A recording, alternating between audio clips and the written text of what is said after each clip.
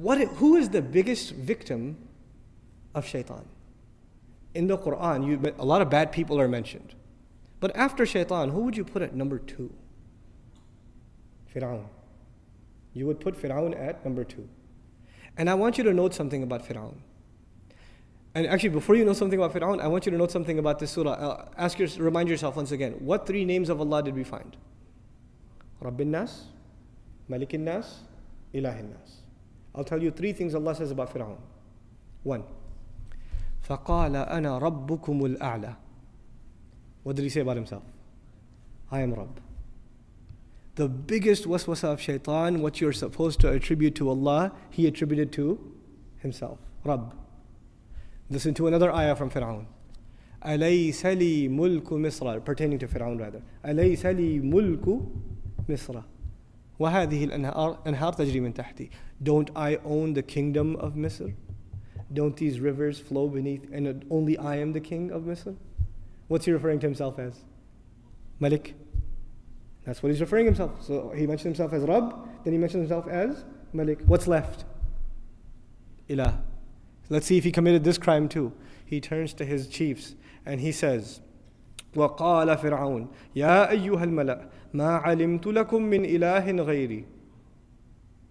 My generals, listen up. I don't know of any other ilah for you other than myself. For Fir'aun, we find himself declaring 3 things for himself. Rububiyyah, Mulk, and Uluhiyyah. All 3 for himself. Rabb, Malik, Ilah. We find this sampling that Allah has given us in the Quran is very important. It shouldn't be overlooked. And it's not just for you and I to say, oh man, Fir'aun, la'anahullah, what a loser.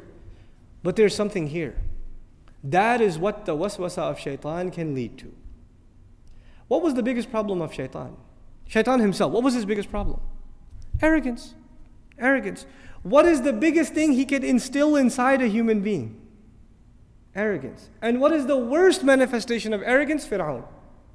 But you don't have to reach Fir'aun to be worried that you're headed down the same road that leads to Fir'aun. Today we are not living in a time where people declare themselves gods over others. But we are living in times where people declare themselves gods over themselves.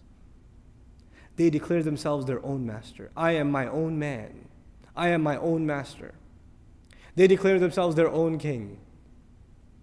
King of the house. King of my territory. King of my domain.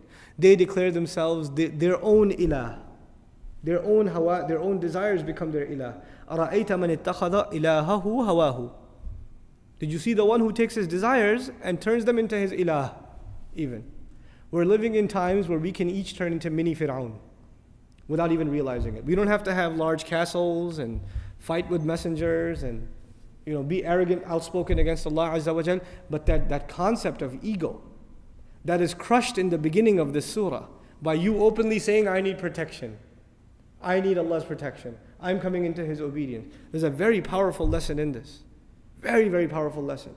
Iblis himself recognizes the lordship of Allah but wants the human being to forget it. He himself said, you are the one who created, khalaqtani. Even when he was disobeying Allah, he gave him credit. Khalaqtani min nar. You created me from fire. Even then he acknowledged Tawheed himself. Even he himself. But he wants the human being to forget that Tawheed. He wants the human being to become ungrateful. May Allah protect us from the waswasa of shaitan.